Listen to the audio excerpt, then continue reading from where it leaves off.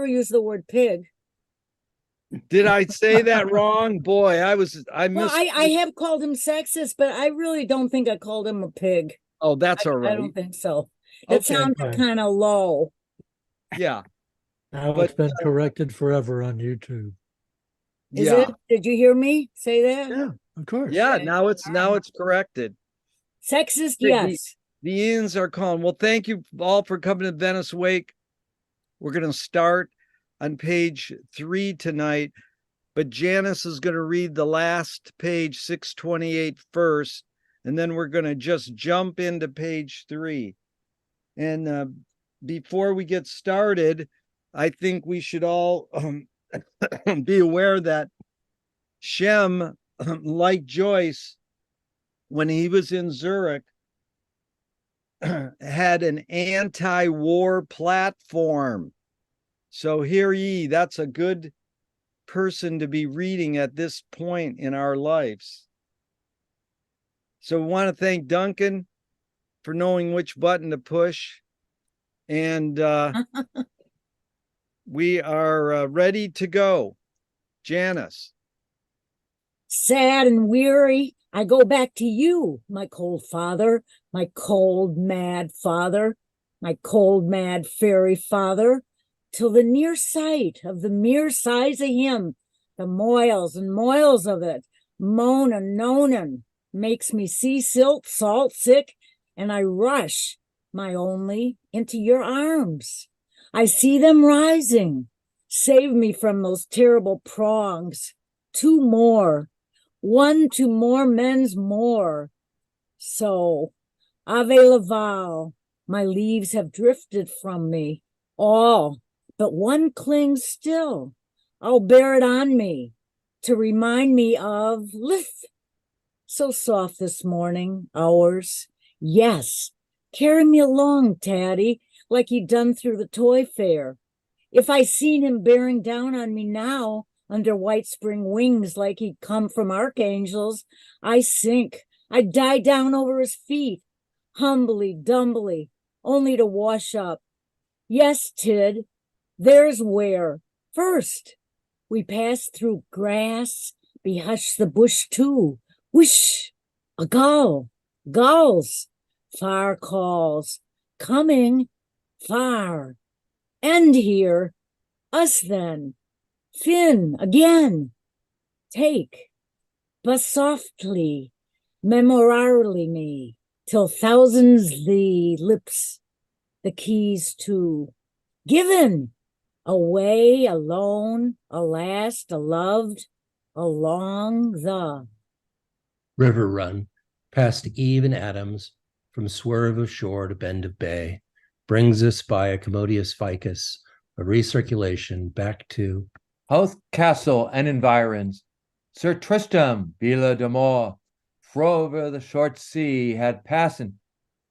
Corps re-arrived from North America on this side of the scraggy isthmus of Europe Minor to wield or fight his peninsula war, nor had topsoil's rock by the stream, Oconee, exaggerated himself to Lawrence County's gorgeous, while they went doubling their mumper. All the time, nor a voice from a fire bellows, Misha, Misha, to Tauf, Tauf, thought Petrick. Not yet, though very soon after had her.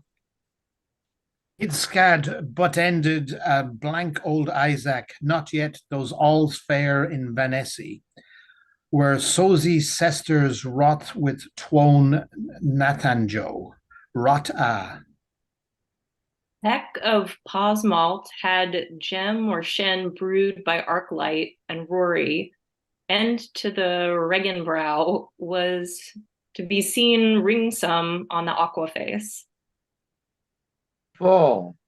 Baba Badalgarak Tekaminaran Khan Bran Tanner.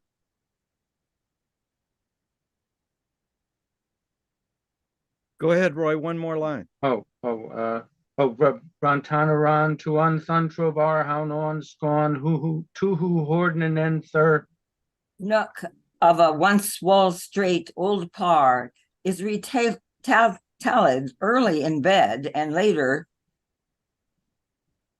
on life down through all Christian ministry. The great fall of the off wall entailed at such short notice of the pursuit of Finnegan.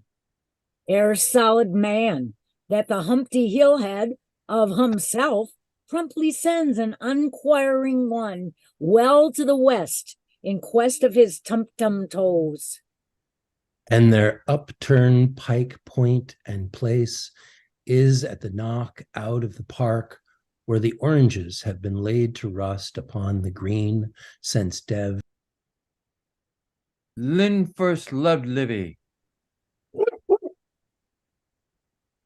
Go ahead, Ted, back to the top. River run past Eve and Adams from swerve of shore to bend of bay brings us by a commodious vicus of recirculation back to Howth Castle and environs. Sir Tristram, Violer the Moors, Rover the Short Sea, had Besançon re-arrived from North America on this side the Scraggy. Isthmus of Europe Minor, to wield the fight his peninsulate war. No had topsoil's rocks by the stream of Coney exaggerated themselves. To Lawrence County's Gorgios, while they went Dublin their mumper all the time, nor a voice from a fire bellows mishy mishy to Off toff tort Petrick. Not yet, though Venice soon after had a kid-scad button did a bland old Isaac. Not yet, though all's fair and Tennessee, where Sosie sisters wroth with Twan Nathan Joe. Wrought a peck of Paz malt had gem or shen brewed by arclight, and Rory into the Riggin brow was to be seen ring some on the aqua face. The fall of Baba Baba Dalgara Gata Kaminaronek Con Brontoner. Rontanun thun trovar hona wuska to hu hordenden thorden nook of a once Wall Street old part is retailed early in bed and later on life down through all Christian ministry. The great fall of the oft wall entailed at such short notice the pursuit of Finnegan. Back at Janice up to Peter. Great fall of the off wall entailed at such short notice to the pursuit of Finnegan, ere solid man that the Humpty Hillhead of himself promptly sends an unquiring one well to the west in quest of his tump toes, and their upturned pike and point place is at the knock out in the park where oranges have been laid to rust upon the green since Devlin's first loved Livy. Bravo, that was brilliant, people. Thank you so much. And so there's quite a few things there going on, but just because it's sort of a reunion through Peter Coogan's great communication skills, bringing Ted back into the pack. How many years has it been since you've been with us, Ted? I began with you guys in 2000, is right after 9/11. So it was 2001, 2002. And now it's 2023. So that's 22. That's a key word. 22 years later, you joined the pack. Yes. Well, we hope you stick around and do more. But did you notice mid-page, it was also the name Rory came up. Rory was one of our great readers. Yes. He was Google before Google. He was the spokesperson for Ask Jeeves. His dad was one of the 10 top playwrights in Ireland and worked on an adaptation of Finnegan's Wake. And then there was the word Venice, which is sort of funny, We also want to welcome a new member, Anna, because we know she's going to get brainwashed and coming every month now. Especially because she's going to have one of the greatest, the Anna Olivia sequence. And she is working for KCRW, the great radio station, and doing a spot on us. So Anna, we welcome you to the fold as well. And we do have 9/11 right there. The whole 9/11 is spelled out in one of the 10 100-letter words in Finnegan's Wake, the 10 Thunders. One of them is 101 letters, but this one is 100 letters. And it really spells out 9/11, the fall, Wall Street, early in bed, the great fall. Yeah, and if you believe that, I got some swampland just off the coast I'll sell you cheap. So anyways, anybody want to just dive right into the first line? What in the heck is James Joyce talking about, starting with the line like River Run? Sounds like some cheesy show that people would exploit Irish dance with, and then referring to Eve and Adam instead of Adam and Eve, and the swerve of shore to bend. Anybody want to tell us how that first line makes them feel? Wonderful. And it is good if you raise your hand, but we can try without hand raising. Is 11:32. 11:32. Why is that, Decio? Because at the end of the book, it was the morning, dawn. And now I read somewhere that is 11:32. And River on is River and Olivia, River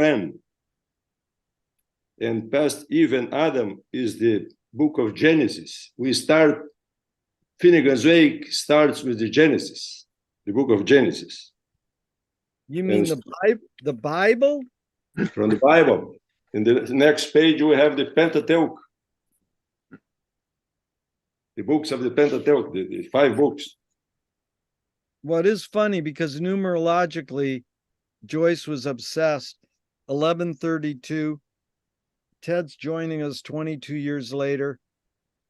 And the river is turning from the hills of the name of where the source of the river, I forgot. And there is lots of curves, and then arrives into Dublin.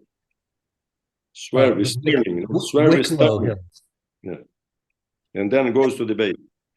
Say it again, Peter. Sorry, Decio. Wicklow Hills. Wicklow Hills, yeah. In Wicklow Hills. So if you take a look at Dublin from above, you'll see the river starts below it and comes around the outside. Yes, it makes like a circle, almost a circle. Yeah. Yeah. The Wicklow Hills, yeah. And so the Wicklow Hills are high, as is Howth Head, where the Liffey comes out. It's an isthmus that to the north passes in front of Dublin. And one of the writers, Frank McNally, who wrote about Jerry's book club twice, in the second writing, he wasn't writing about the book club directly. He was writing about the inability of hydrologists to find the source of the Liffey within a very small area in the Wicklow Hills. It's still a mystery where the original spring is.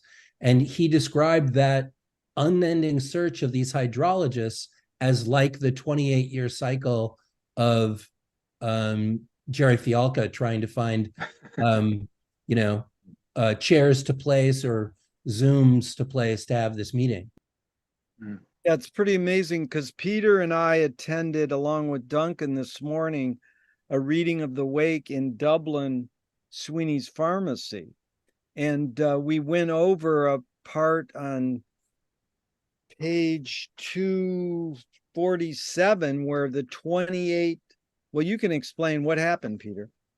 Yeah, so Duncan knows this story pretty well, better than I do. There's this moment when the two brothers are trying to guess the color of the underwear of their sister.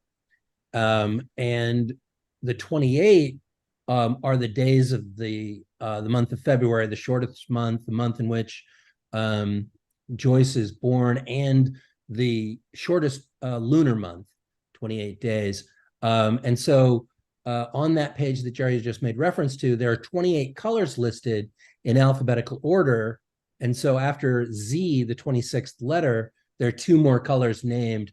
But Joyce makes it easy for you to count to 28 by starting with the 26 letters of the alphabet as the first letter of each of the words. And then Izzy is the leap year girl, the 29th color, the unknown color. And that's what happened on that page that we happened to read today at Sweeney's. So, Peter, is that a coincidence? No, it's a created motif that Joyce is drawing readers' attentions to over and over again. And when he does it, it may seem at first confusing, but he holds the reader's hands. And even while he's entering them into a dream state, he's relying on them to follow along by using alphabetical order. So it's not pure confusion for confusion's sake. It's a dreamscape with all kinds of hints and handrails.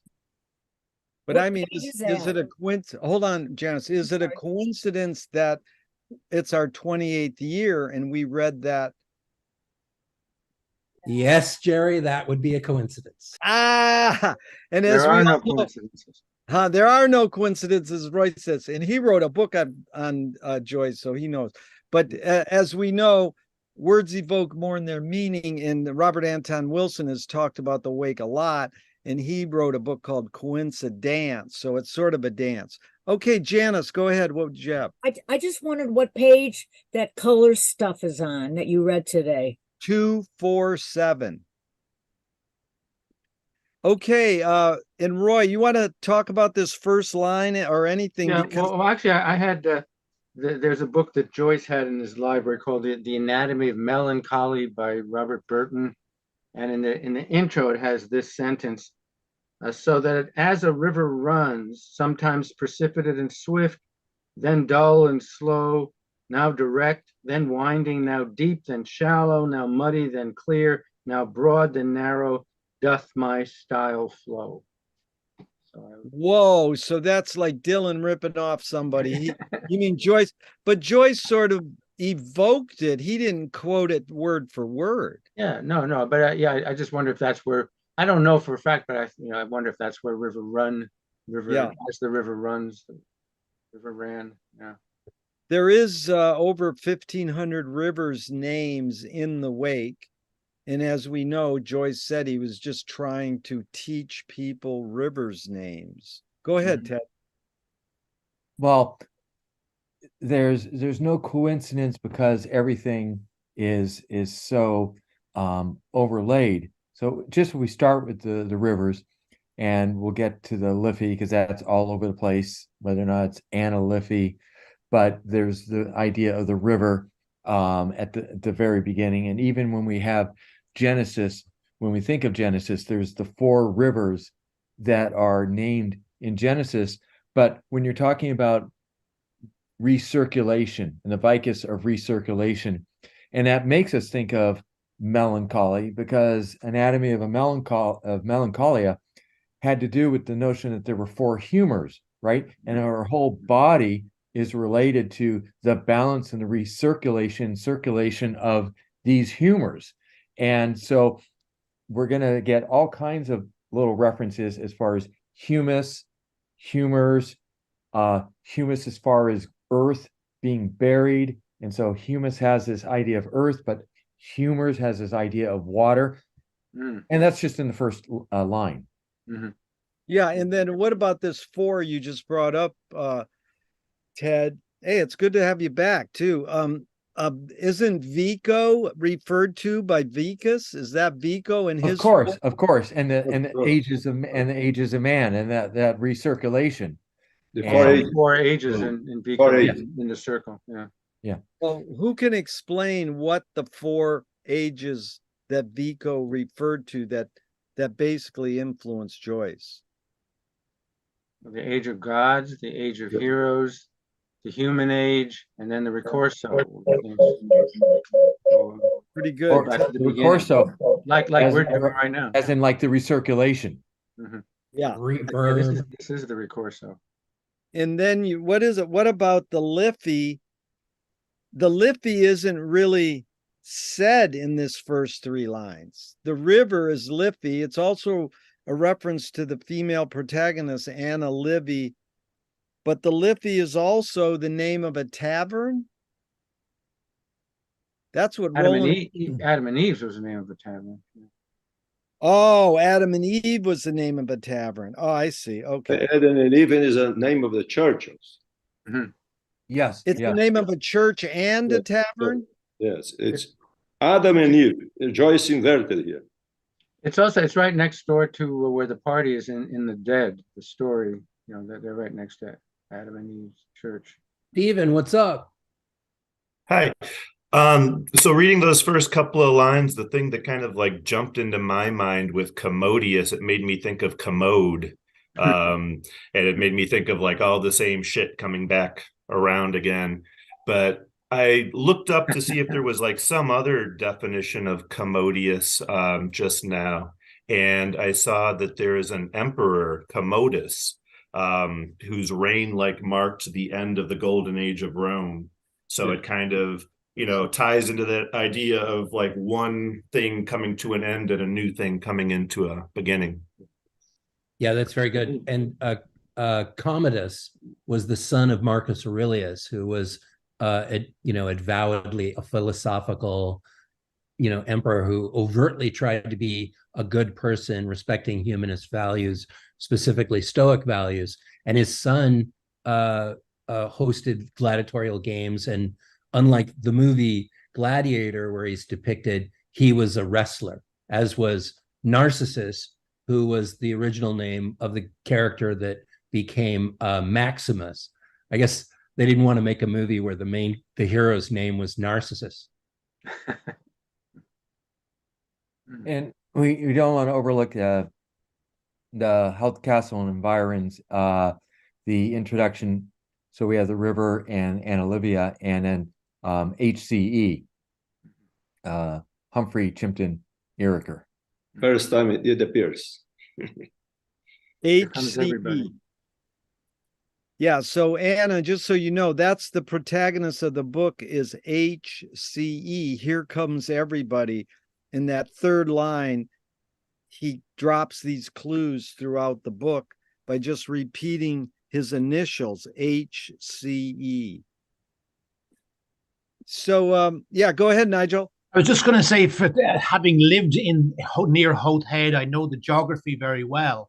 And it's interesting that you got the word Vicus. Right opposite Hoth Head is Killiney Head. And the main street that runs around the front of that head is called Vico Road. There is also Vico Road in Doke. Yeah, exactly. Yeah. And it overlooks Hoth Head. They look out on each other.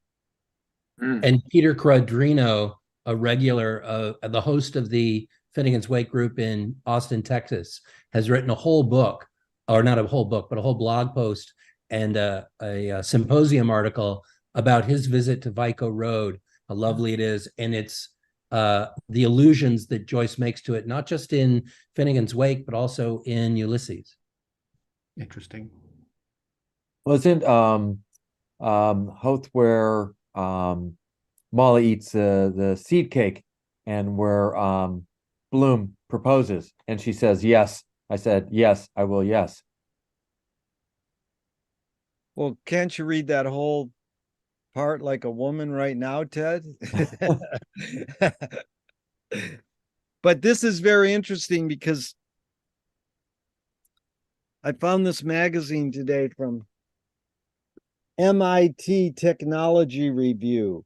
And it's like AI is coming to the classroom.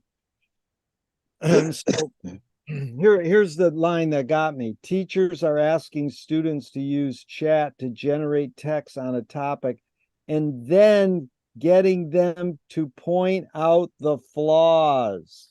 How cool is that? So Roy, there you go. You can let them use chat in your class, but then they got to figure out how chat failed. So that reminded me of W.C. Fields when he was reading the Bible, and it said, the guy goes, "Why are you reading the Bible?" And he says, "I'm looking for loopholes." So that's what I do. I try to look for loopholes because past articles trying to explain our group have said we're decoding or cracking the Finnegan's Wake code and or breaking the code. And as many of the hardcore really smart Joyceans will say, you can't break the Finnegan's Wake code. It's unbreakable. So that's what we have to keep in mind in our group that makes us unique, is that all these smarty pants who know everything, we welcome, but we also want to know how these words make you feel without knowing what Joyce was intending, possibly, because maybe he wasn't intending dropping all these clues, and we're like detectives trying to break the code or figure out a deeper meaning. Because for 28 years, basically, as Ted knows, being one of our members, we would just sort of go through and say, oh, this word means this and that word means that, but not connect it to do what a book usually does. And a book usually has a narrative or a through line. So we do want people who don't speak up to tell us their inclination on what they're getting from these words as well. So keep that in mind. The next line starts with Sir Tristram, violator of Amours. What is that a reference to? When King Henry II invaded Ireland, he took over the island, and Sir Alberic Tristan was a defender of the island. He's not the Tristan of Aesop. No, it's that one. He's not It might be a double reference, though. A double reference, but it's this Alberic Tristan, yeah. Because Tristan and Isolde comes later on. Which plays a big part in who wrote Tristan and Isolde? Well, that's the Wagner opera. Before that, there were many versions. Although it's a legend. It's a legend. Right. That's like saying Wagner wrote Parsifal. I mean, there's so many different versions of it, but it does go down to an Irish story, though, and it does deal with love, and it deals, at least our opera. And since Joyce was an author, because he couldn't be an opera singer, you always have to allow the opera a little bit of import into understanding things, because it's a story about forbidden love. Mm-hmm. Well, violator of love. Yes. Yes. Goes against the code by sleeping with his master's wife. Yeah. But that's not a violation of love. That's a violation of his knight's oath. Mm-hmm. But Joseph Campbell would say that it goes back to Wolfram von Eschenbach, bouncing back the Irish myth as being one of the first places it occurs in print. And I don't know how many hundred years before you get Mort Arthur, where parts of it are repeated. And then that plays back into English literature once the Normans invade in 1066. In 1066. And they had the support of the Pope Adrian IV, who was an Englishman. Is Breakspere. His name was Breakspere, like Shakespeare. Breakspere. But that's good, Peter, bringing up Campbell, because can you imagine, this book came out in 1939.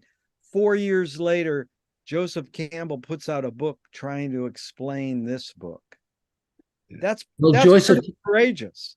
It is, but recognize that he was involved in book clubs, reading Finnegan's Wake as it came out in serial form. The book club for Finnegan's Wake began before the book did. Yeah, it's true. The work in progress. The work in progress. That's amazing because I always say the first Finnegan's Wake club started in 47 with T.S. Eliot in New York, and that's not true. The first Finnegan's Wake reading club started before the Wake came out. As a book. As a book. Amazing. Yeah. It's the only book I think that includes criticism of it in the text. Yeah. Criticism of it and people walking by. Isn't there a point where Beckett was transcribing and somebody knocked at the door and Joyce said, come in. Yeah. Let it stand. Let it stand. Yeah, but some Joyce scholar told me that's not true, or it's not what proper. But that's like the endless, how much of Ellman is considered the expert. How much do we believe of Ellman? And it's a constant. How much do we believe history?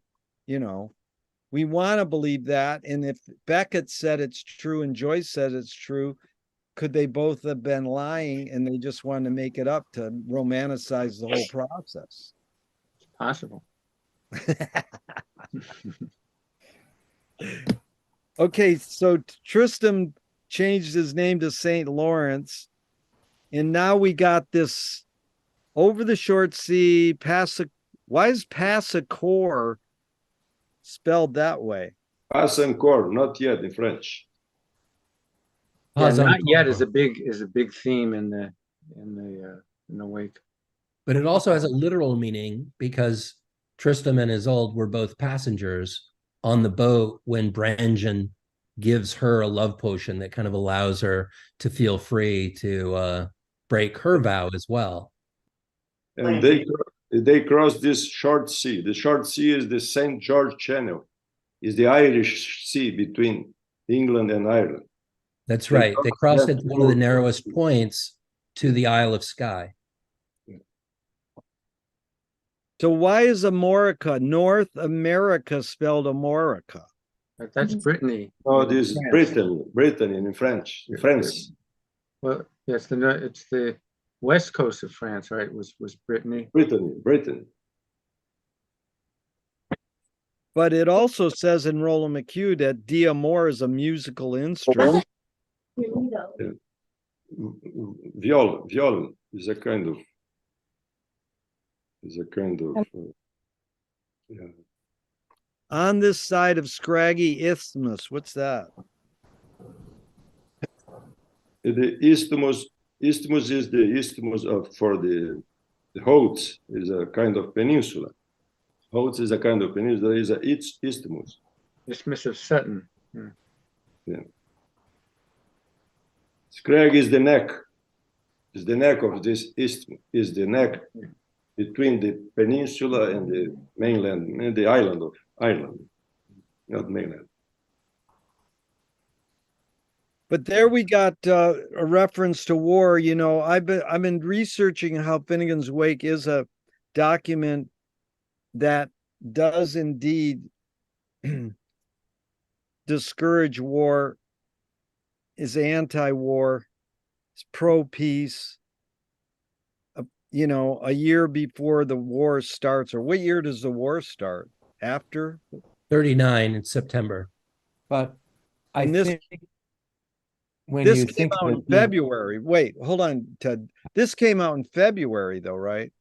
Yeah, I mean, you can make an argument that the World War II started with, either the Italian invasion of Ethiopia, Abyssinia, or the the Franco fight and the Spanish Civil War. But most people date it to the Russian German simultaneous invasion of Poland in September 39. Yeah. Go ahead, Ted. Well, where I was glomming on to the anti-war, we have these things like World War II, September 39, et cetera. But remember, there's the Great War, right? The World War I, the one that Joyce lived through and all these other folks lived through, and then the chaos. And this is where Finnegan's Wake is being written. It's being written in the destruction of the Great War. So it's the anti-war theme is very much in the writing. That's he's wandering around that world Trieste and all that area is completely the Balkans where he's living for the longest time is ground zero.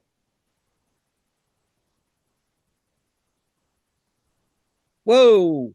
See, that CIA bumped Ted off just when he started talking the truth. Well, I was just going to say also the Irish Civil War. I think he started writing right when the Irish Civil War started, and the brother. That's why the brother battle is looms so large. And that's in 22. As soon as he's done with Ulysses, he begins drafting things that lead to Finnegan's Wake, and that happens. Ulysses comes out, and there's the Irish Civil War, and you know, Ted's point is well put. You know, we define our vision of war by the war that's going on when we're about 11, which is when we become, you know, aware of the wider world, and for Joyce, really that was the Boer War. And he was already well into his adulthood when World War I came along. But the Peninsular War actually is a reference to the Peninsula War, which is what the English called their early Napoleonic War when Napoleon has his troops in the peninsula, the Iberian Peninsula, Spain and Portugal. And I don't know why he makes that reference, but that's Wellington is a big big figure. And Wellington continually defeated Napoleon in the Peninsular War. That's right, and he comes back to the ultimate defeat of Napoleon at Waterloo. But in between the two, Napoleon has all of his great successes in the East, Austerlitz, and leading up to his ill-fated invasion of Russia. But in the early days, Wellington kicked him around like a poor child. Old parsnip, rotten old parsnip. Yeah. But why? Later on, there is some pages about these peninsular wars and all the names of the battles in Portugal and Spain. Yeah, the music room section. Music room and the music room. Tip. So why is that word Wilder fight before Peninsula War? Like, and it's spelled Wilder with an E. Right. McHugh says Wilderfechten means refight in German. Refight. His everything's like a repetition. Right? Yeah. Then it just go ahead, Decio. Violent fight, no, it's a violent fight in the peninsula. And then Wilder, yeah. Oh, violent. Violent, yeah. But I like the refight because it's like the re-arrived from North America. Right. And even the pass encore kind of sounds like pass encore, like something happening over and over again. Yeah. But that's right into the next line. Nor had Top Sawyer's. So is that Mark Twain? Because we know Joyce was reading Twain. Top Sawyer's Rocks by the Stream. Peter Sawyer. Yeah. A Sawyer and the job position that gives Tom Sawyer his name is the little boy that climbs up to the top of the tree that tops it before it's chopped down, which allows it to more safely, not shatter when it falls. So Tom Sawyer is a name just like Mark Twain. When someone in the 1900s heard that, it was actually a job title. Mark Twain was what the depth finder would call out at the front of a Mississippi steamboat to say that we've got half the distance between the bottom of the boat to the surface or the bottom of the or the top of the river soil. Mark Twain is we're halfway to safety. Mm.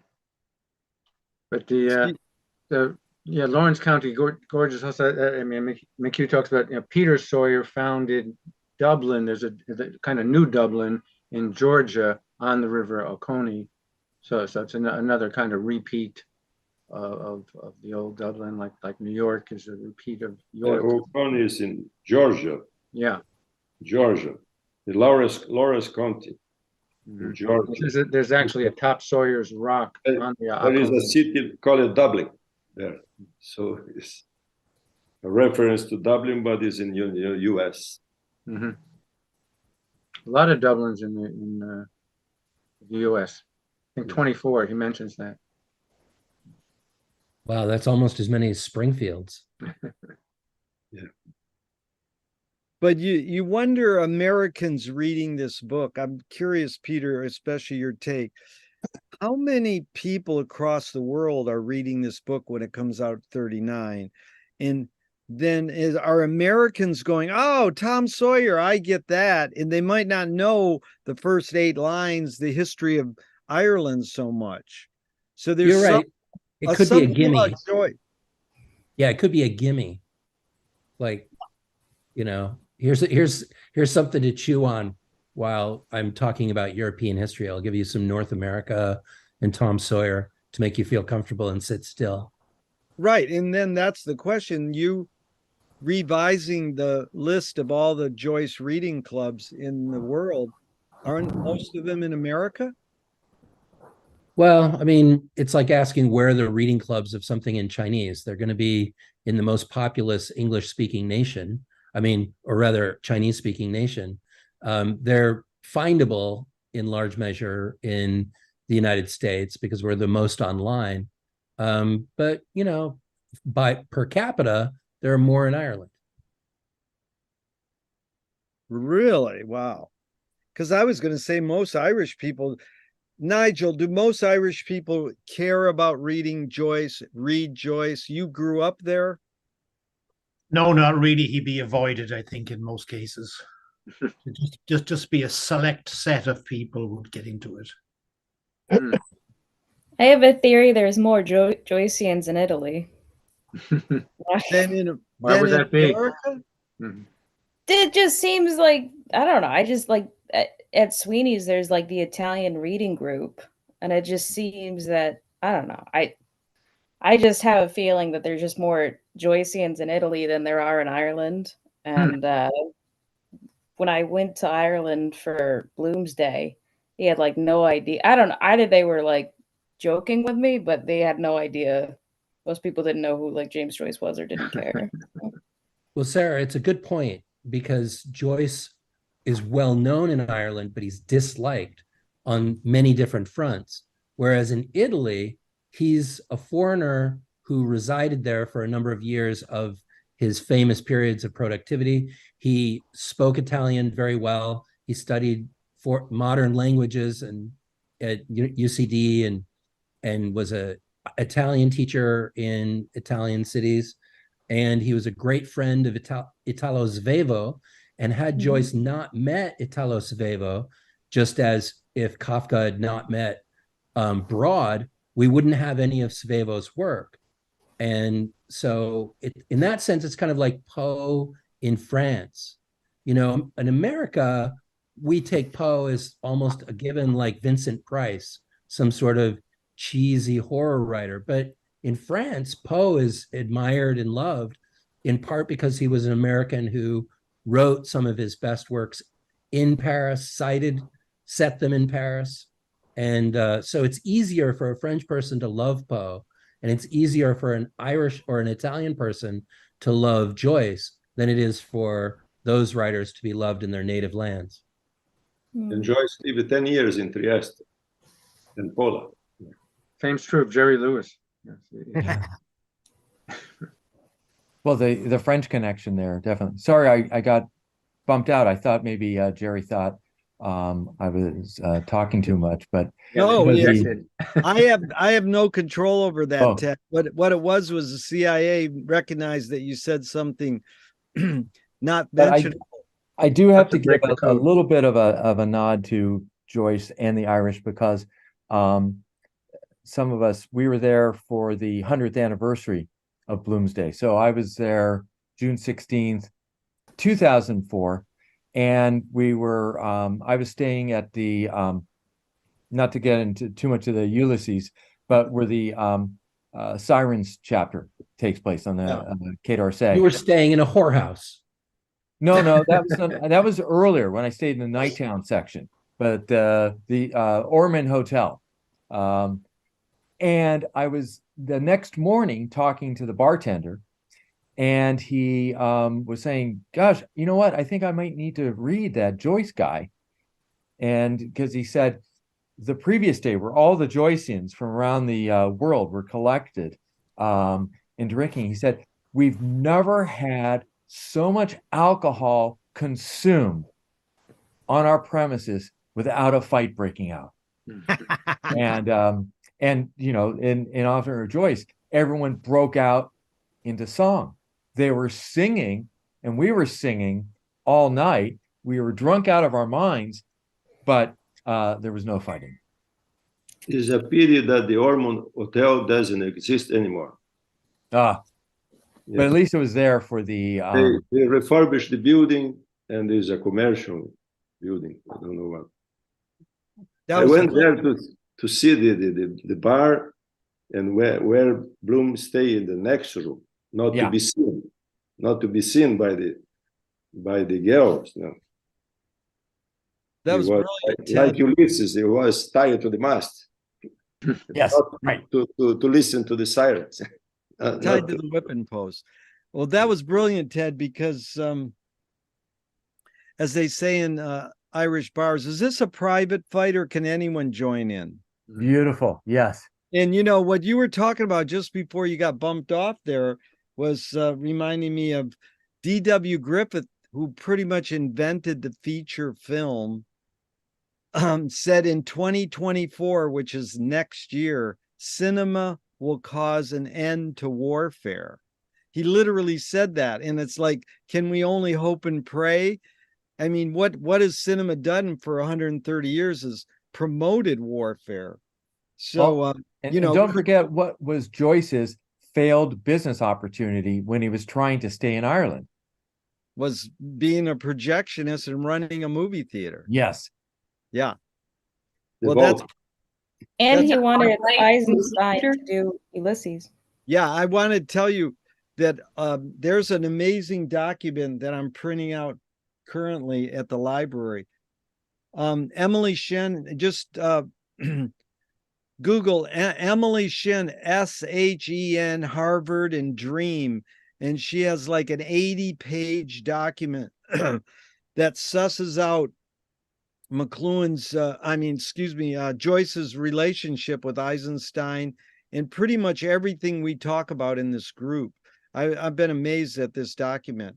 So what were you going to ask, Anna? This is where the ArcLight movie theater gets its name from. This page. Speaking of movie theaters, projection. I'm not sure. What's the name of the theater? ArcLight? The ArcLight. ArcLight in LA, yeah, in Hollywood. The online, Cinerama. On line 13. Oh, on line 13, yeah. Nice. Yeah, you go. ArcLight, yeah. I think Anna has already gotten her waking chops. Yeah. That's my contribution. You can paint an ArcLight on the side of your plane now. You've 2 more and you're an ace. It's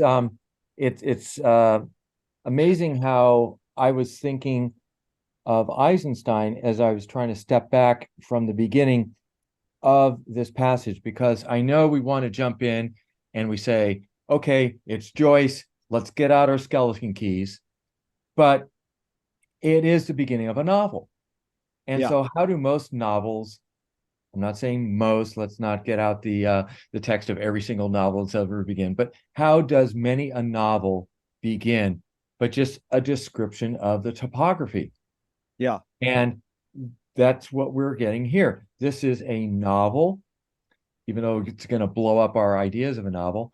But no, let's read it as a novel. And there's the description of the topography. And I'm reminded of Eisenstein because Eisenstein has a great reference to Milton in the film sense. And he talks about montage in Milton. And part of what he's talking about is when Milton describes, I believe it's in book 4 of Paradise Lost, speaking of Eden and Adam and Eve, it has that aerial view of Eden, which is the same kind of aerial view that the author, let's not call him Joyce, but that the author is providing of Ireland. Yeah. That's amazing, Ted, because, you know, Joyce has something tapping into the feminine, his feminine side or his Gaia. And most people don't know Eisenstein got the Potemkin, what's that, the step sequence? Yeah, scene with the baby on the steps. He got that from a woman filmmaker, Alice Guy Blanchet. She made the film that he saw when he was eight years old, and he basically ripped it off and created the most important montage scene. And most people don't know that. I mean, I couldn't believe it. I studied film for 50 years, and I just learned that in the last 5 years because she was squelched out of the history, cinema history books. This scene of Eisenstein is in Odessa. Oh, Odessa steps. That's what the stairs. The stairs are going down to the port, the harbor. Yeah, and the sequence is not so dangerous because there is 3 steps and then a plateau and a platform, and then 3 steps and a platform, 3 steps and a platform, and so it's not so dangerous for the mother with the infant in this pushing Okay, car. Decio, get in the carriage. Yeah. but if you're editing and you want effect, you can do anything. Okay, let's carry on to the next line. We got Tom Sawyer. We're on to Dublin. Their mumper. What's mumper referring to? Mumper. Mother and father, maybe. Gypsy. Yeah, I mean, Hughes says gypsy. So they're mumper all the time, nor a voice from a fire. Burning bush. Yeah, good. And Would you say the burning bush? Yeah. I am that I am. I am that Mish is I am that I am, and I am is God to Moses. It's Moses, Misha. The poses. Yeah. What is it in Irish though? I thought it was like sleep. It means something in Irish. Misha means me in Irish. Yeah. Oh, me. Okay. Me. But I am is God talking to Moses. Yeah. Moses. I am what I am is the first semiotician, Popeye. well, and of course we can play with a me and a she, and remember our Finnegan's Wake colleague Michael Shields. Remember that was his Facebook handle, Mishi. It is. I talked to Michael yesterday. Yeah, he should be here. Misha, really good. I'm going to tell him his name was in the wake tonight. So now there's another repetition to top. What's top? Baptized. Yeah. It's baptized. Yeah. But thou art Peter. So you have I am and you have thou art. You know, when God is kind of not naming himself, and then Jesus is naming Peter as the head of the church. So you kind of have the Old and the New Testament. But not yet. What is this? Though Venice soon after. Venice. Venison. Very soon. Very soon? is Well, he's Very talking about the soon. venison and Isaac and Esau. I mean, and the Right, the hunting and the giving of, you the know, blessing. Yeah. and the Latin the I came progenitor, soon. the progenitor to Isaac to Mhm. Isaac. Mhm. No, the descendants. Jacob and Esau. This- Esau and Esau and the other one. Right, but it's not the giving of the birthright, it's the stealing of the birthright Stealing of the by birthright. disguising the kid as game. We had to have a hairy arms to fool him. Jacob and Esau. Yeah. Esau was a hairy man. Yeah. And what you're going to have is the idea of brothers not getting along, Yes. right? The Jacob, Esau, Shem, and Sean. Cain and Abel. And don't forget the a couple lines earlier, we got the name of Joyce's son, Giorgio, Ah, listed up there. Very good, yeah. Because then we get into more pop culture. I know Esau from the Beastie Boys, and then Beavis and Butthead. We got Kid Scad Buttheaded. And Yeah. that's Butthead is actually a name that is associated with Parnell. that's what McHugh says. Where's Yeah. Beavis? Oh, yes. Well, I don't see Beavis. I just saw Butthead. Once again, reverse causation here. Effects precede causes. Very good. Roy, I like that.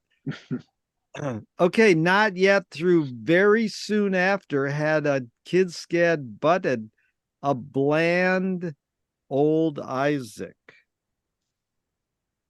That's Parnell displacing Isaac Butt. You know, he had a more conciliatory politics, and Parnell was an agitator, you know, and an obstructionist.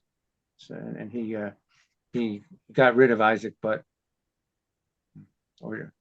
And then the bland, as far as not, you know, having strong opinion, but of course Isaac is blind, and that's how you get the Right. switcheroo Yep. with Esau and Jacob. Right.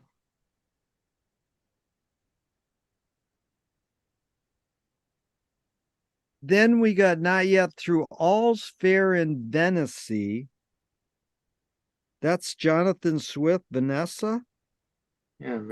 Sweet Venice is Stella and Vanessa. They were the Roots. two Esthers, Esther Van Homrig and Esther Johnson, who Swift basically ruined both their lives because he kind of strung them along, and they were in love with him, but he didn't marry either of them. Maybe, I'm not sure. It's kind of a murky story. Well, And Roy, if- you know about Parnell. Was Joyce pro Parnell? Oh yeah, Yeah. Parnell was like his great hero. Yeah, Who and was- his father's hero too. Yeah, through his father. His father never got over it. Yeah. And Who is the contemporary Parnell? Who is in politics today that's like a Parnell? it ain't Trump.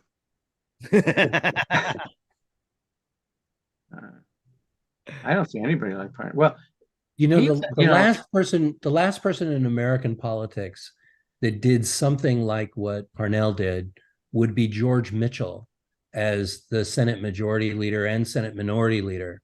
Now, Irish people know of him because of his long negotiations that led to the Easter settlement, the Easter Accords. I'm mispronouncing or getting it partly wrong, but when he was the leader of the Senate, what he would work with was large coalitions of people who were already lined up with particular issues and getting to yes. And that's what Parnell did in large measure in the British Parliament and House of Commons, is because his block of voters always voted with him, he could make the difference in British politics over a range of issues that the Irish didn't care about, but were decisive in disputes among the Whigs and other parties. And so he was a kingmaker in Irish politics because of his ability to work parliamentary procedure. And, you know, it wasn't a question of his being well spoken, although he was. It was kind of a behind the scenes command that he had, and we haven't really had that kind of a politician in America because we're not a parliamentary democracy where you're moving majorities over time. But George Mitchell did that from both the minority and the majority, and that was the kind of training that allowed him to be such an effective ambassador for Bill Clinton in bringing about the Easter Accords between the many disparate groups in the UK, Northern Ireland, and the Republic of Ireland.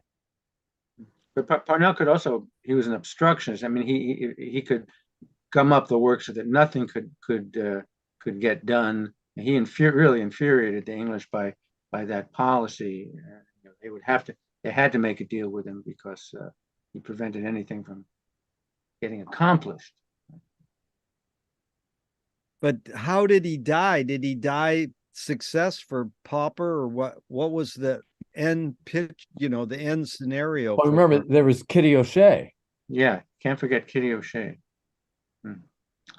Well, can I ask where Parnell is in this Butthead. times?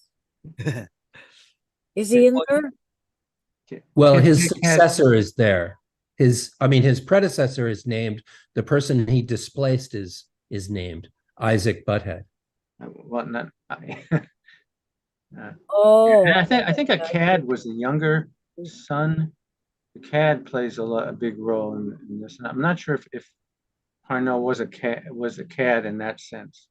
Oh, and remember, the cad's the guy in the park. Yeah, he meets the cad in the park. Okay, so all fares in Vanessa said Roth with 2-1 Nathan, Nath and Joe, or Nate. Jonathan Swift. Jonathan Swift. Yeah. And by the way, it's is Rory going to be visiting us tonight? Oh God, Rory won't come. We begged him to come. Oh, the reason I say that is because his dad, Dennis Johnson, wrote extensively on Swift. Oh, yes. Yeah. Yeah, we miss Rory, and there he is in the next line. Yeah. But Nathan Joe sounds like a hot dog stand in New York. So Right. Rot a peck of paw malts. What's paw malt? Osmalt. Yeah. Here we take the letters from Nat and Joe, we take the J. And pass, we take the A and the M for mouth. And the E of Jen and the S makes James. And the Jameson whiskey, brewed. So Jameson whiskey. Jameson whiskey, brewed in Archlight and running. Oh, you cracked the code. Yeah, Jameson. They brewed it in a Hollywood movie theater, the ArcLight, and Rory ended the Regenbrau. What's Regenbrau? Rainbow. That's in that Noah's Great Rainbow. Yeah. But I wanted to read this. Swift basically drove Vanessa and the Esthers both to their death. But he liked the name Esther because it reminded him of sister. And apparently Swift had a sister fixation, and he would lie about the ages of the Esthers to approximate his sister. But I just wanted to read that this was his. When Esther Johnson died, he wrote a thing called On the Death of Esther Johnson. And here's a very gallant thing he said. She was one of the most beautiful, graceful, and agreeable young women in London, only a little too fat. So, and also about the Genesis, we have in the line 12, Venice, where Sosie Shusters wrote. Yeah, Sosie Shusters. Susanna, Esther, and Ruth is the heroines of the three biblical tales involving the loves of old men for young girls. So, and also the great story about Susanna is it deals with, and it's a precursor of what we'll get later in the wake, is the idea of voyeurism. The peeping, peeping Tom. Yeah. And Wallace Stevens has a great poem on that. Yes. Peter Quince at the clavier. Peter Quince at the clavier, right? Yes.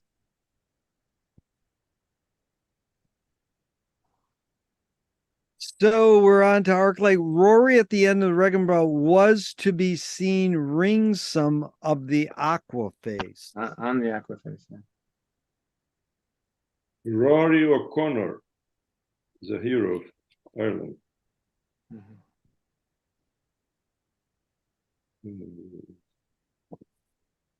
I guess this is the end of the flood. Yeah. Rory and yeah, related to the rainbow and the. So is this going through the first book of the 5 books of Moses? I mean, is this what this is part of it? Is the story of the Bible in here? Well, the next page is what a pension Juchi chap he was, what a Pentateuch. You know, that appears on the next page. Next page. But specifically, Janice, so far we're still in Genesis. Yeah. You know, the Isaac story comes later. That's that's still in That's Genesis. in Genesis. Yes. But also Tim Finnegan, when he's laid out, he's got a bottle of Guinness at his head, you know, or at his feet, you know. So, and the Guinness Genesis is a recurrent pun. And Venice is Genesis 2, right? On line 12. If you consider it a reference to the game or kid meat that was served to Isaac. Isaac's sons. Oh, yeah. The venison in 10. No, not that. That's different.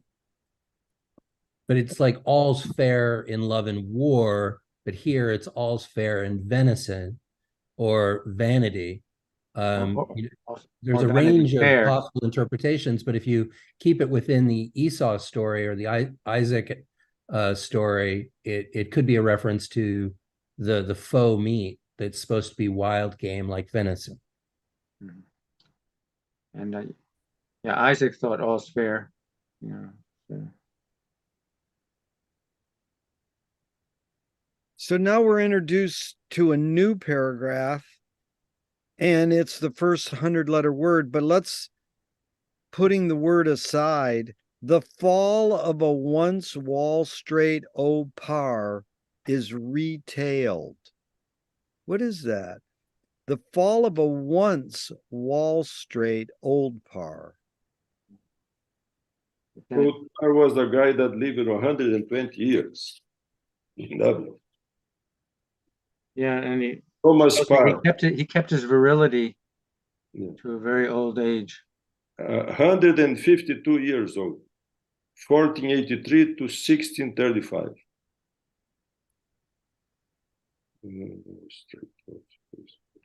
But a par is also a young salmon, so old par is kind of an oxymoron. Yeah, for song. And the salmon theme occurs a lot. Well, remember that article. Is a recurrence. There was an article in the New York Times 10, 15 years ago about how Finnegan's Wake is all about salmon fishing. Yes, fly fishing. I actually sent away for that journal article. It was intense. Once you read that article, is by the New York Times referenced it, and then I followed up and actually picked up the issue, and it's fish all over the place. But even then, away from the salmon, but going back to the idea of whether or not it's pater or pair or par, as far as father, the old par is an old father. What's the name of the article on fly fishing? I'll have to dig it out of my archives for the next meeting, but it was actually a journal of fly fishing, and one of the articles in that journal was about fly fishing in Finnegan's Wake. Oh my God. And the fall is the fall of the old part, is the fall of Adam. Is we have Tim Finnegan fall from the was working to build a building. That's it. Ladder. Yeah. From the ladder, He so broke it's the his fall. skull. Many reference to falls. Yeah. Yeah, well, the Wall Street crash also is also the original sin. Yeah.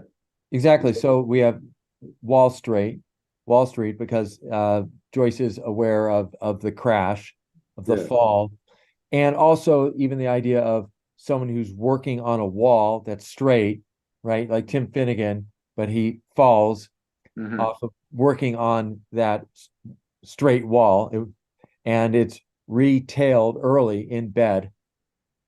Humpty Dumpty also is also Humpty Dumpty. That's yeah. and there's another reword retailed Yeah.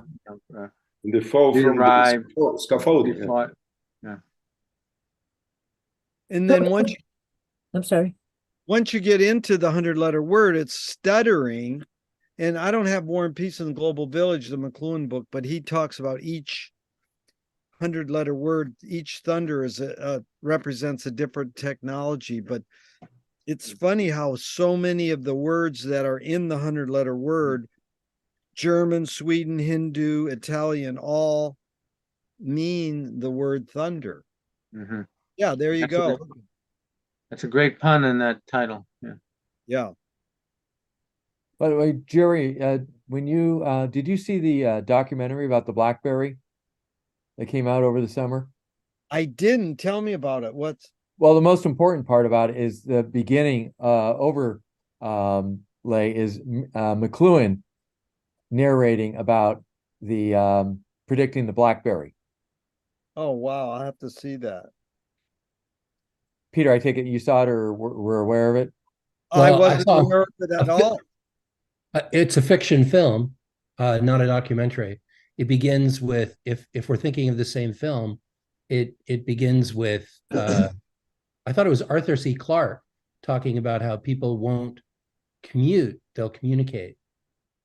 No, the reason I thought it was McLuhan because it's all set in Canada, and it's about the development of the BlackBerry, yes, and how it becomes so huge, and of course then it loses to the iPhone. But the CEO of BlackBerry is so wealthy, he's going to buy the Pittsburgh Penguin and relocate them to the town outside of Toronto, Hamilton, which of course has a rivalry with Toronto. But it was all about these Canadian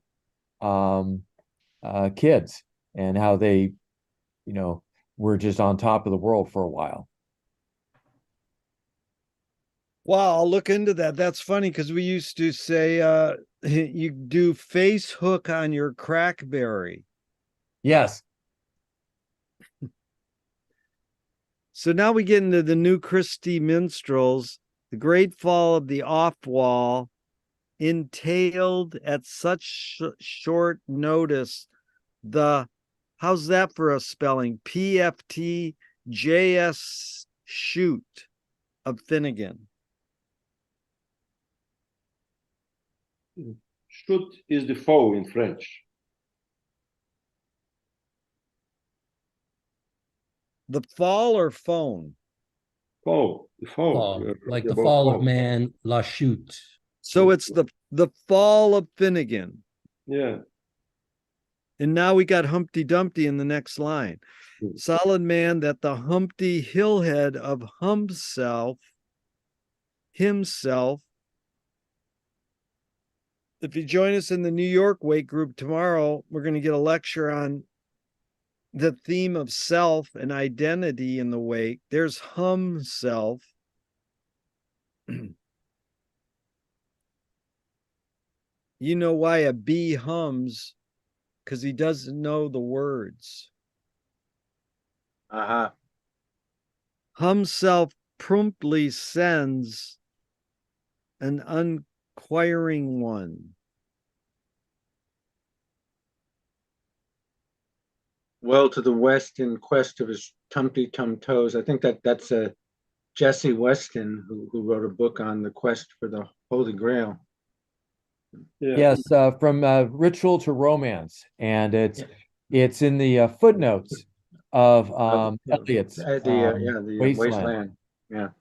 Is the giant laying from his toes is close to Knock Castle, close to Chapelizod, and his head is in the Hotz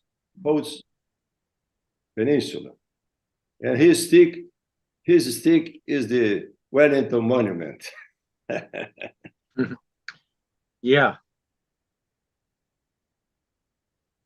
So that Wasteland's out. What year is the Wasteland out? 1922. So you think that's where Joyce got it? He got Tumtoes from Wasteland?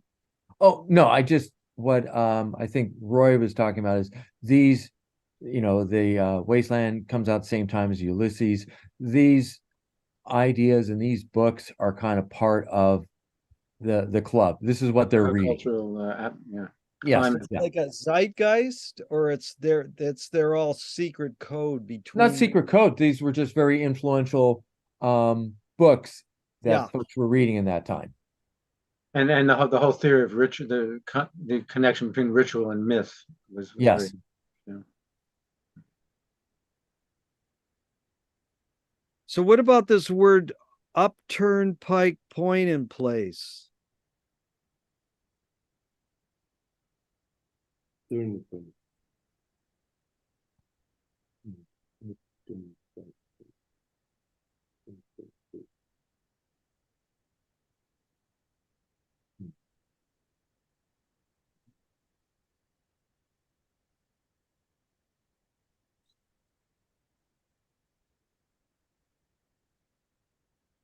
Is that the knock out in the park?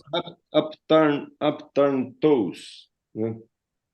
Well, it says that his dad was killed at the park. His toes, he was lying. No, that's the pike. And the toes are up. The toes are tied up. Whose dad was killed at the park?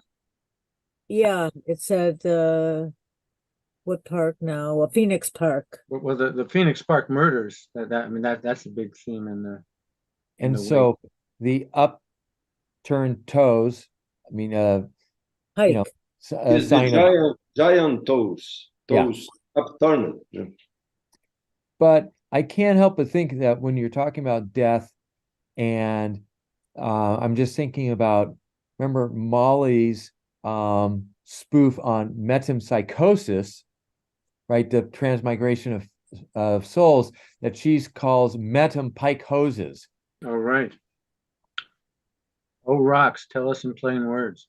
Yes. But Fimaku is a giant, no? So it's yes.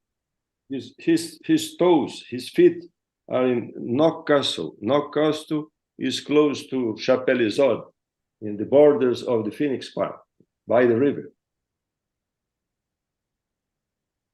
Yeah, the Houth is head of a sleeping giant. His feet stick up in Phoenix Park. Yeah, the stick is the Wellington Monument. Wellington, we know what the Wellington Monument. Yes. Yeah. It's erected. Doesn't need Viagra. Yeah, anyway. And now we get into the color where oranges have been laid to rust upon the green. What's the orange and green faction? The Orangemen, the Protestants, yes, William of Orange, and the Orange and the Jacobites. Yeah, the Orangists and the Jacobites war between England power in order to keep the power, because James II, there is not inheritance, no. So they went to the people, the king from the Low Countries. Yeah, William of Orange. The Orange. But they would have the Orange Walk, where they would, talk about the Battle of the Boyne and needle the Irishmen. Oranges against the Jacobean. Yeah. Yeah, but Decio, the Jacobeans were much more important in England. In England, but In always Ireland, it's yeah. much more important that they were defeated by the Orangemen troops, not that they were Jacobeans. And Roy's point is well taken that it was the Orangemen marching, reenacting the defeat of the Irish nationalists at the Battle of the Boyne that was a source point in Ireland, irrespective of Jacobean history in England. But James was there. You know, he was at the head of his army at the Battle of the Boyne, right? And they said, I think he turned tail and ran. But really, it's the reenactment over the succeeding 2 centuries that describes the life of the Orangemen and the green in the 3 colors, and it's no longer a reference to the succession history of the kings of England. It's more Protestant against Catholic.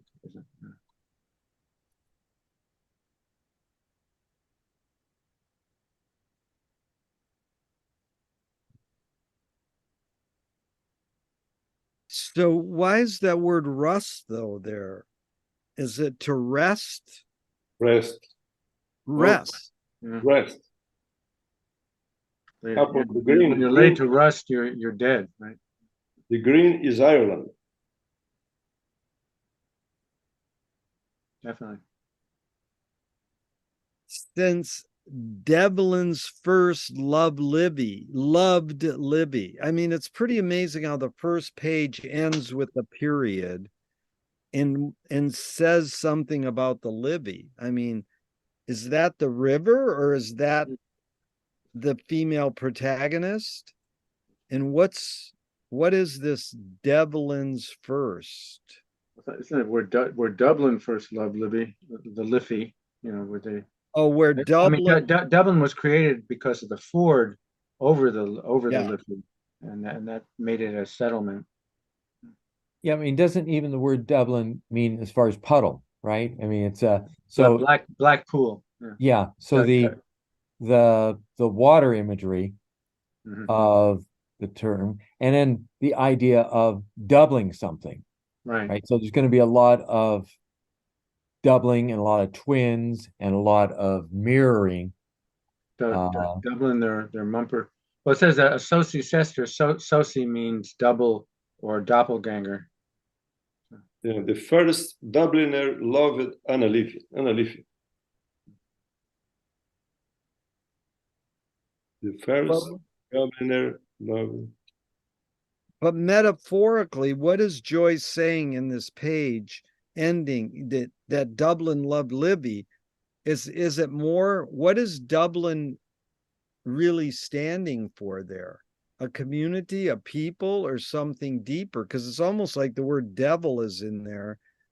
And what the word loved is some, is it something about loving Anna Livia, loving the female force?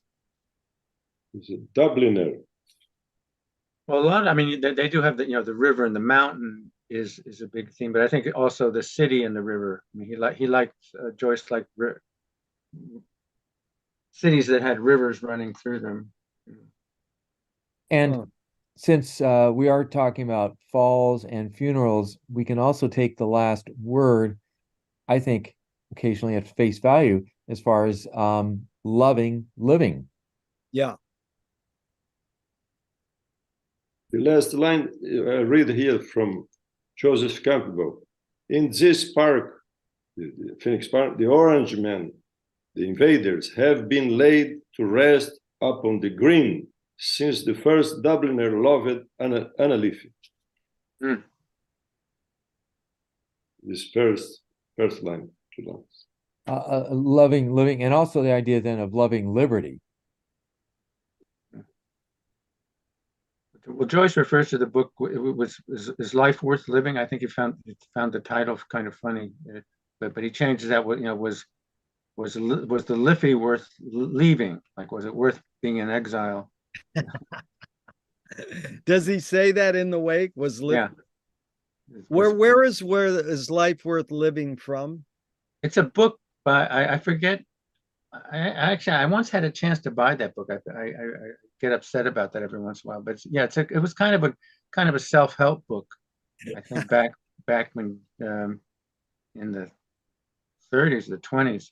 They had self-help back then. You know, the guy walks into the bookstore and he goes, "Where's the self-help books?" And the clerk goes, "Wouldn't that defeat the whole purpose?" Well, this is funny because it brings up McLuhan saying Joyce used the pun as a way of seeing the paradoxical exuberance of being through language. So being is like, back to Ted, living. Well, how do we live? Through language? And there's a lot of paradox in living our lives through language, because words don't always work. And so if you mess around with words, then you might be able to uncover. I mean, what would you guys say Joyce is doing? I mean, in this first page, you sort of nailed it, I thought, Ted, by saying, you know, he's setting the geography, setting the place. But there's something deeper going on, you know. But that's what Campbell and Robinson said, that all the seed energies are present in the first page, you know, that are going to germinate, you know. I have the basic themes. Yeah. 3 topics. Continued from the book of last sentence. Continued. Beginning of the time, nothing yet had happened. 11:32 a.m. And the fall is the thunder. That's all. That's good. And I guess if it is a commodity, it's all the same old shit all over again. Or as David Lee Roth said, here today, gone later today. And about the thunder. Well, why don't we get 3 people to read the last, split it up. Joseph, we haven't heard from you. So you want to read down from the beginning to the word not yet? And then we'll have Sarah, you sure you don't want to read a little? No, thank you. Okay, Penny, you want to read from not yet to early in bed? Or just read to the end of the... All right, I see it. And not yet, though, all's fair in Venice. Yeah, not yet. Yeah, not yet, though. And then... How's encore? And then Joseph, Penny, and then Ted, you want to read from the thunder till the end? Okay. Okay, Joseph, go ahead. River run past Eve and Adams from swerve of shore to bend of bay. Brings us back by commodious vicus of recirculation back to Hoth Castle and environs. So Tristram Violet d'Amours, over the short sea, had passing corps re-arrived from North Armorica, on this side the scraggy isthmus of Europe Minor, to wield or fight his peninsulate war. Nor had top... Old Isaac not yet, though all's fair in Venice, were saucy Cesar's wrath with to Nathan Joe, wrought to end to the rigid brow, was seen to be seen, ring some on the surface. Can I keep going? The fall. Ba ba da ka ga kame ra kam bana teran nun thuan vara kwaswaka hu dera thurnuk of a once wall straight old par is retailed early in bed and later on life, down through all Christian minstrelsy. The great fall of the off-well entailed at such short notice of the of Finnegan, as solid man, that the Humpty Hillhead of Humpsel promptly sends an unquiring one well to the west in quest of his tumtus, and their upturned pike point in place is at the knock out in the park, where oranges have been laid to rust upon the green since Devlin's first loved Livy. Brilliant. Even though we had a little stutter there, that was okay. So some of these people who didn't say anything today, you want to, Joseph, how did this page make you feel? Any comments? I've read this page maybe 100 times. You know, and I understand very little of it. You know, it's lovely to hear, but it to me has no meaning. That's good. No content. Okay, Anna, this is your first time with the wake, which bare bones honesty.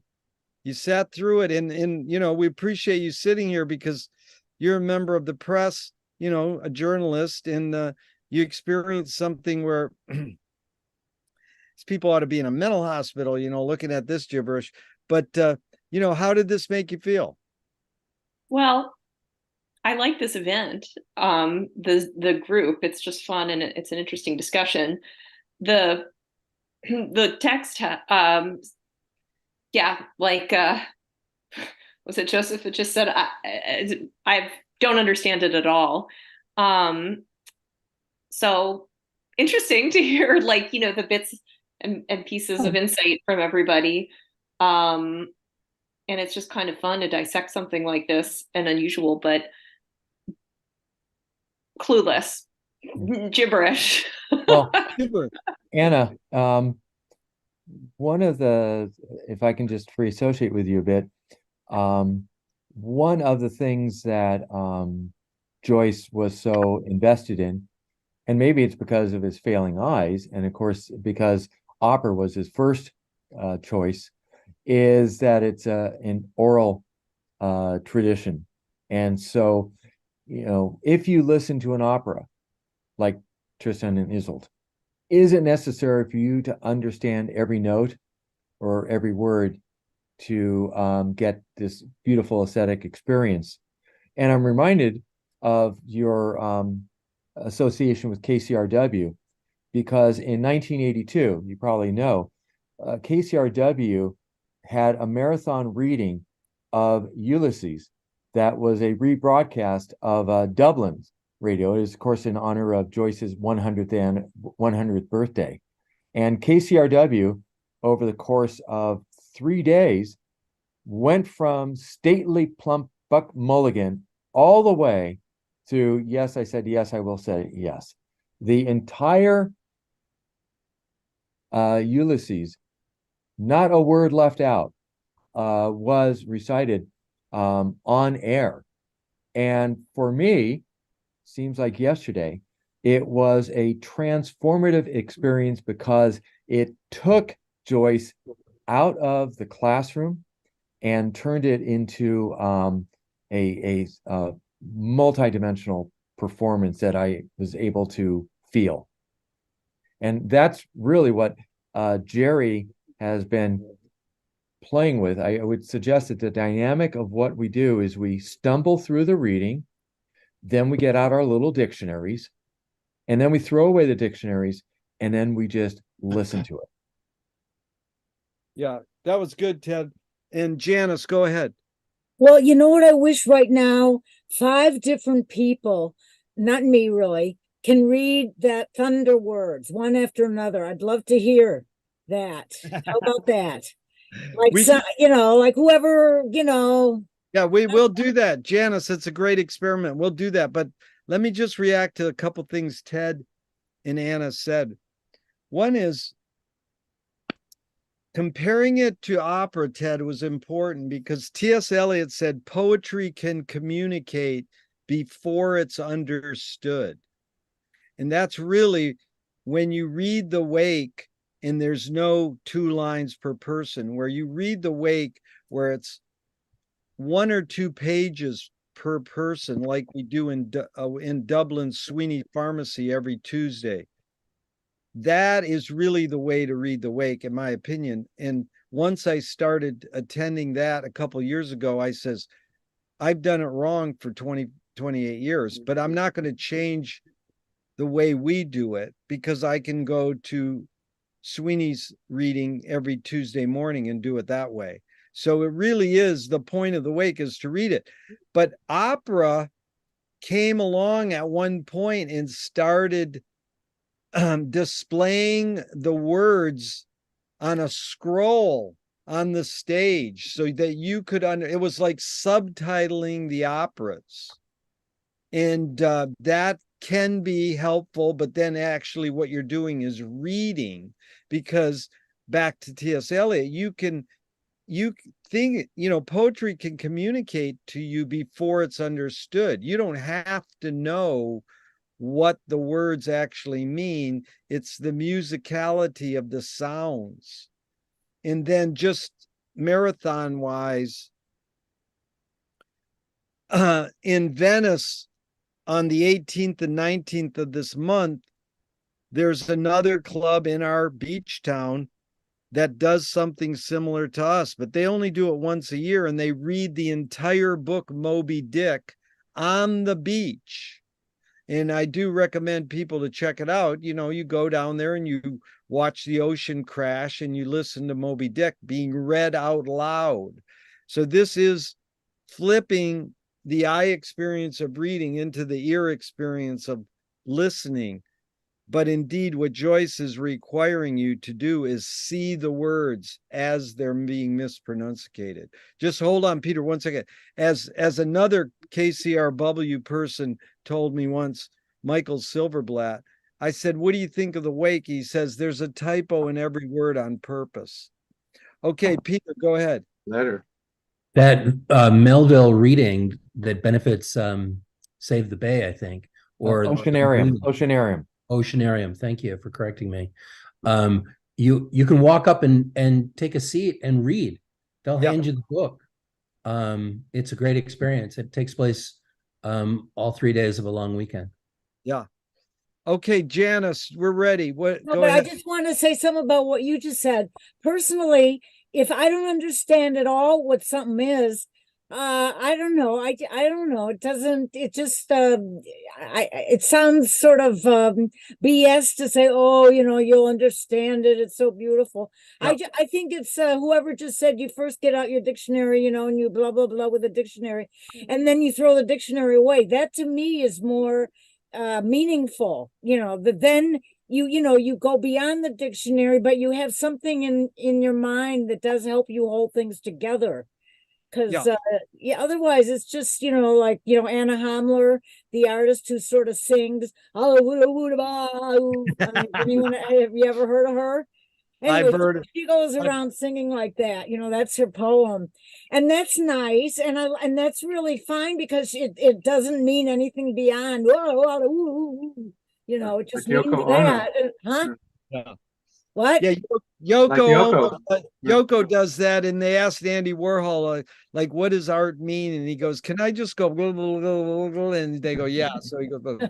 So we know what you're talking about, Janice. That is exactly what the wake is in a lot of ways, is raising our awareness of what words do, where do words come from, and it's not. We encourage people to do it both ways, to go deep into studying it like a detective, and to make free associations to just sounds and feelings. So it's really wide open. But I think you proposed a great idea, Janice. Let's do that. We'll just read the thunder 5 times in a row. So why don't we have Peter, Nigel? Oh, Peter doesn't want it. Okay, Decio, Nigel, Janice, and then Roy, and then Anna. Okay, so go ahead. Who's first?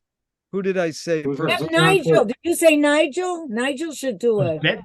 Who's on first? Oh, Decio's first. No. Then Nigel. Then Janice. No, I don't think Oh, so. you're not. Whatever, Okay. what the hell? Why not? But how Okay. about Roy? We're gonna have Roy. Okay, don't say yes and no. You're blowing my love. Okay, All right, Decio, I'll do it. Okay, listen. Decio, Nigel, Janice, Roy, and then Joseph. This is just the thunder. Go ahead, Decio. The fall. Ba ba ba da ga ra ga ta ka minaro con bron toner ron tum trovar over han now skak to hood or the northern nook. Sorry about my reading. Easy for you to say. Yeah. Go ahead, Nigel. Baba Dalagarg, Taka Min Naronk, Un Bron Tonner Ron Tuon Ton Trovar, Huna Winska Hutu Hu Dentur Nook. Janice. Oh, you skipped through a lot of that. Okay. All right. Baba Garataka Mina Ronk Con Brantaran Twan Fun Trover Hunawaskan Tuhu Horda Inthurnuk. My dog even liked that. He just came up to me. Roy and then Joseph. Baba ba dalgarak tekaminaran kan brantanaran tuan thuntrovar haun on scorn tuhu horden in thurnuk. Baba Badal Ra Takamanarong on Bron Tonaron Tuon Thun Trovar who's Huna Nonska on to who Hurden Thornuk. Jesus. I heard Guantanamero in there. Yeah, it's like you auditorially hallucinate. And let's give Joyce some credit. He had a fear of thunder. There And you so go. talk about putting his fears out there. That's it. But also there's a scene in Circe, or Kirke as some people say, where Blazes Boylan and Molly Bloom come together, so to speak, and they kind of do a proto thunder word, each of them. But I think it even ends Thurnuk. In the book of Row of Thunder of Eric McLuhan, he explained this thunder in 6 pages. The thunder is divided into many words, and some words are For thunder. In the thunder. Some words are superimposed to each other, and so there is more than I think 100 words. It's 100 letters, but it does more than 100 words in 6 pages. It explains word by word, and most of them are related to thunder in many languages. Thank you, Decio. It's an important book. Go ahead, Peter. Mercy, please call it a night, Jerry. Oh yeah, well, I just want to end with that. I talked to Eric McLuhan, Marshall's son, several times, and we asked him that Marshall called Finnegan's Wake a black mass. And if you study what the black mass is, it's satire. So, Joyce is having fun. And that's why the word funeral and fun for all are similar. So it's been a lot of fun, folks. I hope to see you next month or sooner. There's lots going on. Thanks again to Duncan. We wish you well, Duncan. And adios, everyone. Thanks again. And Thank you. thank you, Night. Jerry. Thank you, Thanks. Peter, for the invite. Thank you all. Yeah. Congratulations on your 28-year. Thank triumph. you. Thank you. Come Okay. back.